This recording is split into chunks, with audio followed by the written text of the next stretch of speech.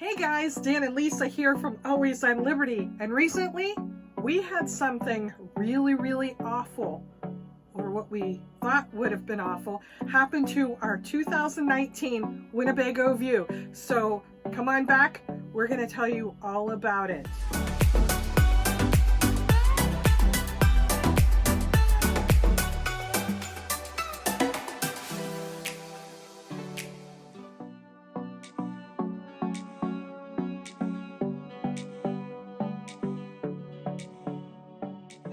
Welcome back to our channel. Hey, before we go on and tell you what happened to our 2019 Winnebago View little mini moho, don't forget to hit that subscribe button, please, and the notification bell, because anytime we post a new video, you'll be the first to know.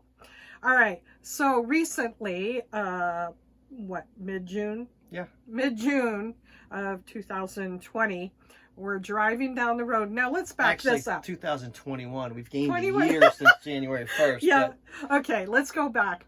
We had a warranty issue come up on our Mercedes Benz side of our Winnebago View, and we had an air conditioning issue. Let's let the mechanic talk for a second here. Oh my God. So what we had an air conditioning compressor issue with the cabin AC of the motorhome. Yep. The rooftop AC worked fine. We were able to maintain a cool cabin inside with the rooftop AC.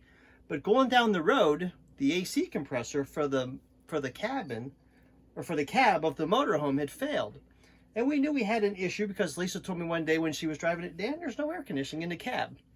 Being the guy you are, that I am, I think, well, maybe you just don't know what switches to put on and what buttons to push, so. Okay, first But actually she does. Right. But first so our audience realizes, yes, this is a Winnebago View, okay? But the cab and the chassis is a Mercedes Benz. Correct. Okay, so we're dealing with two different things here. We're dealing with two different companies, two different warranties, and it's really two completely separate things that all involved in one space, actually. Yes. But we identify an issue, Lisa identifies an issue, and I look at it, and the first thing you do is you say, okay, we're under warranty. This is something, and we'll have the Mercedes-Benz take care of it for us. So I start to call around for a Mercedes-Benz appointment. Well, if you're a Mercedes-Benz driver, you know that there's a huge recall for some emissions issues for Mercedes-Benz automobiles and Sprinter vans. Yes. In certain years. Certain years, exactly. Yeah. And every Mercedes-Benz dealership I talked to would say, well, 30, 40 days before we could even get a look at it. This is mid-June. We're in northern Pennsylvania. It's getting hot. It's humid. And the days that we're driving, we're running the generator and our main body AC to try to cool down the cab, which works great for Lisa sitting in the back while she's working, but it doesn't really work for me when I'm sitting in the driver's seat. Yeah. So, now realize the 30 to 40 days is not going to work for us. No. Because we're full time, and that is a lot of logistics to work out. Okay, and so we talked to our friends Larry and Wendy, who have a Sprinter van, and Larry says, you know, maybe you could give Hoekstra Transportation a call. They have an office in Grand Rapids and an office in Troy, Michigan. So I do. I call Hoekstra Transportation, and I'm very fortunate. I talked to a gentleman named Tom Stoddard, who did a fabulous job for us. And Tom says, you know what, Dan, I'm out about 13 days. Can you have it here the 23rd of June? Great. So we take our time. We meander a little bit. We stay at some campgrounds. We get ready to leave the last campground in Elkhart, Indiana. And we know we don't have any cabin AC. We stop at a red light, and a car next to me, I said, Lisa, I can't believe this guy's engine. It's about to blow up. It sounds like it's going to blow up any minute. It did sound like it, because I heard it in the back of the dinette. And the arrow turned green for a left turn, and the car pulled away, and that sound wasn't that car. It was us. We're in the middle of nowhere, Michigan, in a little town called Gobles. And we drive another mile, and this thing is just rapping so bad, it sounds like we're going to throw a rod right through the side of the engine. Okay, so we're going to put in that clip right now.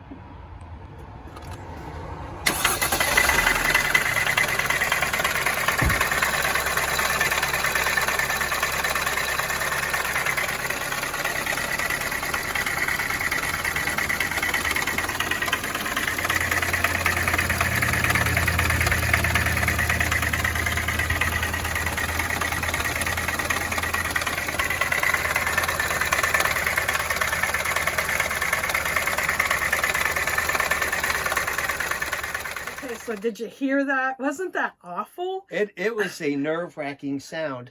And the first thing you think of is, oh my goodness, I'm about to blow my main engine. We've got a main engine issue. So we pull into a little parking lot, and we start to investigate it further. And a gentleman comes across the street, and he looks at it, and he says, my gosh, that sounds terrible. That sounds like it's a rod. And Lisa and I look at it, and we shut the motorhome off, and we restart it. We keep looking and looking, and we keep listening and listening. And another gentleman that owns the parking lot stops by. And Shane was a great guy. Let us stay there a couple nights, but we'll get to that. Yep. And he says the same thing, says, sounds pretty bad. Yeah, it did sound really, really bad. So we talked and we talked and we talked. And the more we looked at it, Lisa and I kind of narrowed it down to, it's coming from the air conditioning compressor area of the main engine of the motorhome. Now realize, okay, by this time, we're in the evening. It's getting dark. Yes. Well, what's the first thing Dan and I do? We're members of a private Facebook group for Winnebago View and Navion owners. So the first thing we're doing is we're asking for assistance. Hey, do you know what this is? And then some of them even said, hey, can you go out and take a video so we can help diagnose this if we could? Sure. This group of folks is awesome. Yeah. There's a gentleman named Justin Copley, who's a sprinter mechanic, who's a great technician.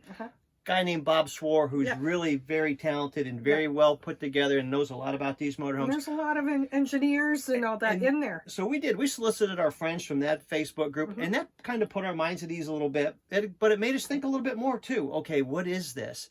So the more we researched and the more we looked, the more we decided, I think it's the air compressor itself that is rattling and rapping like this. They said it's not the engine. So now we're in a big debate over, well, can we drive it? Should we tow it? What happens if this compressor seizes? Will that pulley seize? Will it throw the serpentine belt? Or will we be dead in the water in the middle of the road somewhere? Instead of safe in this little parking lot, because we were in a safe spot. We were inconvenienced, but we were safe. But realize it was like 90 degrees. Very hot. We're running the generator for the air conditioning and stuff like that. But we're still safe. Yeah. And this gentleman, Shane, whose property, awesome. he didn't scare us off. He was very understanding. And Gobles, Michigan, holy moly, you're in the middle of God knows where. We are very remote at this point. So anyway, what we did is after we kind of asked in the View Navion forum, what they thought, Justin had tuned in and he said, you need to go in. And he could not diagnose it, and we don't blame him. Understandable. Yeah, we don't blame him. No, but he did say you need to get it in. However, he said I wouldn't drive it. Right. So we had to arrange for a tow. Okay. Now this is the big debate. Okay, amongst View and Navion owners, the big debate is: do you flat tow it or do you tow it like a regular car? Do you tow it with the front tires elevated? Do you tow it with the rear tires elevated? And there's a lot that goes into this process. So we have memberships with CoachNet. We have, and we also come to find out have a Mercedes Benz through Mercedes Benz. We're still under warranty. We didn't know that until we dug around into the View Navion, and we found that they will tow if it is a Mercedes-Benz issue. Under warranty. Okay, well, first we called CoachNet. They couldn't even help us because they couldn't even locate us on the map, even with a zip code. Yeah, we couldn't even we got our information to CoachNet, and they said, well, we'll have a technician call you back. And to be honest with you, after 5 hours of waiting, I never even got a call back. Yeah, that was pretty disappointing. It was disappointing because CoachNet is supposed to be wonderful and like the best of the best. Supposed to be the premier. So anyway, we did eventually get hold of Mercedes-Benz, the towing part. Okay, and within an hour and a half, they had someone come out. The key was knowing our gross vehicle weight, and Lisa's done an article on that, as she's used that acronym for you before. Yeah. Initially, I gave them the wrong gross vehicle weight. I combined the Jeep with it, and I told them the motorhome was 15,000 pounds, and they flat out refused to tow the vehicle. They said, absolutely not, we won't tow it. It's overweight. I had made the mistake and combined the weight of the Jeep. It's really 11,000 pounds, and the Jeep is 4,000. Right. Okay. So we were kind of asking what kind of tow vehicle they're going to send. Right. And like I said, there's this big controversy about flat towing versus this other way of towing. Well, we didn't want a flat tow because we're kind of in the part of the country where there's low overheads and bridges and stuff like that. And a lot of low wires. Oh, yes. So when the tow truck came, it was actually a Ford it was 450. a F450 Super Duty. Yes, yes. And there was some, chatter on the View Navion, is that truck ample enough? Well, heck yeah, it's a it was a 30,000 pound tow capable vehicle. Yeah. So they came and got us. You can see some of the pictures, and of course, this being our home, my fingernails were all the way up to my wrists from biting them. I was so nervous. This is our home, and but the truck operator was awesome. His name was Kevin. He disconnected the drive shaft properly. That's important. Completely removed it and put it in the back of his tow truck instead of just tying it up. Yes. He raised the vehicle properly. We had no damages or anything like that. He did a tremendous job for two very nervous people. Well, and I was really concerned because we have the Bigfoot levelers and the rear levelers. When the View or our motorhome was tilted back, I was really scared that we were going to scrape those, but he was fantastic. He knew exactly what he was doing. So he's contracted to tow us to where we have a prearranged appointment for the same air conditioning compressor, but instead of going in on Wednesday the 23rd, now we're going to go in on Monday the 21st. And then when we get there, Tom came out. That was Matt. Matt. Okay. Matt came out, met with us, and we said, hey, we don't know what we're supposed to do. He said, look, I'll have a space for you. He moved some vehicles around. He did a great job. And he had us outside the gate boondocking for a couple days. Yeah, Kevin got us there safely Monday by noon. Yep. Reconnected our drive shaft. Matt came out and said, look, just back it into that spot right there. So we did. We put our slide out. We have our lithium batteries. We have our solar panels. We set for the day. Tom Stoddard didn't happen to be there that Monday, but he came in Tuesday morning and he met with us and he said, well, you folks are kind of a day early. Yep. Let's just see what happens. And lo and behold, about 10:30, Tom comes out and he says, hey, I've got a technician that's free. Can I take your motorhome from you? Well, we scrambled as fast as we could, and we got our kitty cats in their carriers, and we got our laptops, ready to go into the waiting room, customer lounge and stuff like that. Tom's technician came out at about 11 o'clock. They drove it into the bay. At noon, Tom brings the compressor to us and he says, Mr. and Mrs. Brown, obviously there was a leak somewhere and it's leaked all the oil, and all the refrigerant, and that noise you heard was your AC compressor, not your engine. And he even had a little flashlight and he put it, shown it inside. His concern was that there were going to be metal shavings or metal flakes, and luckily there were none. No. Now, here's the thing.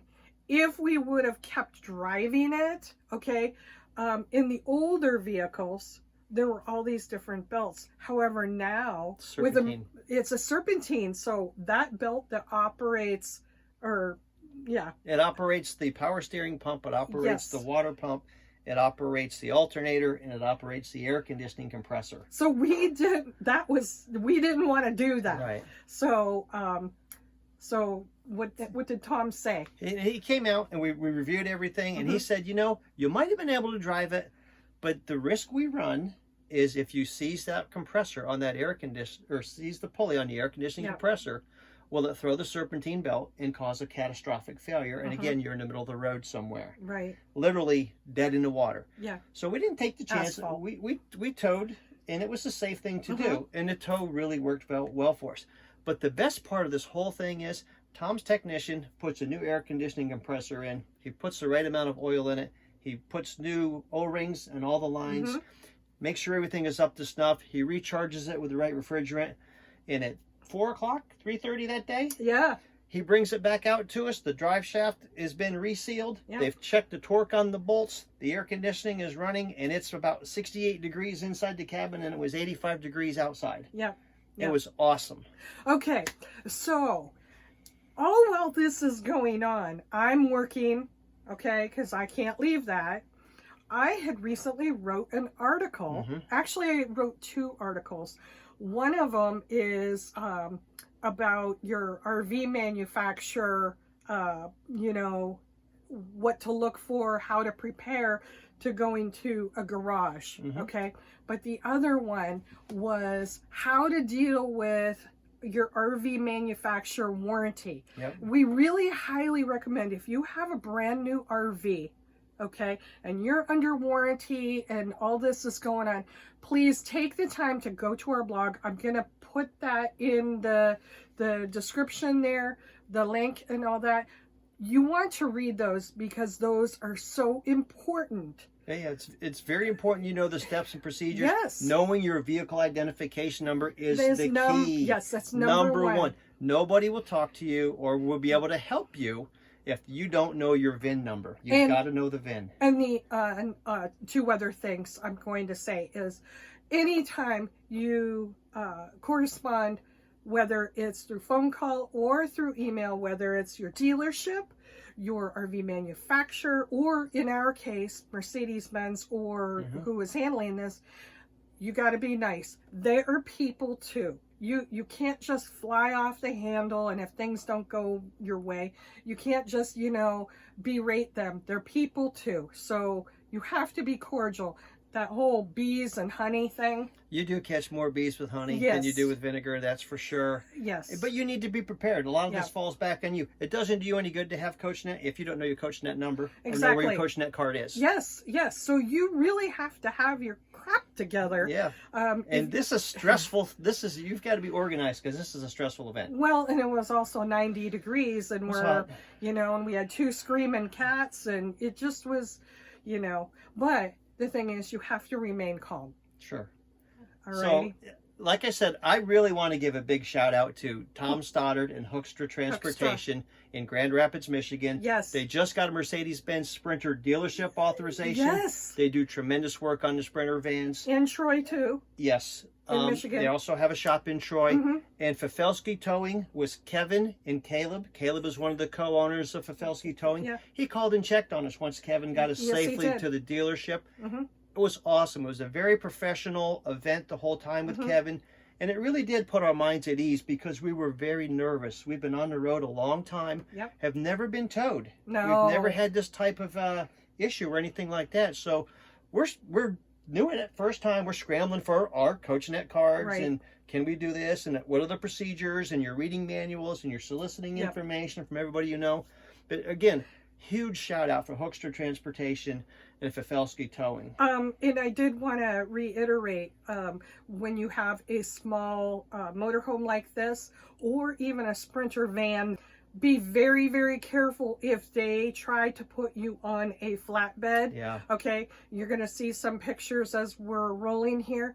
The overheads, I drove behind in the Jeep. I drove behind the tow while they were towing. Some were 13 foot. 14 and a half feet. We would have never cleared with a flatbed. We could not have gotten out of the parking lot. There was a wire that ran across the driveway to the parking lot that was probably about 12 and a half foot. So if you are in one of these little Class C motorhomes or a Sprinter van or whatever, know your height, okay? And if they try to say, oh, we're going to put it on a flatbed, no.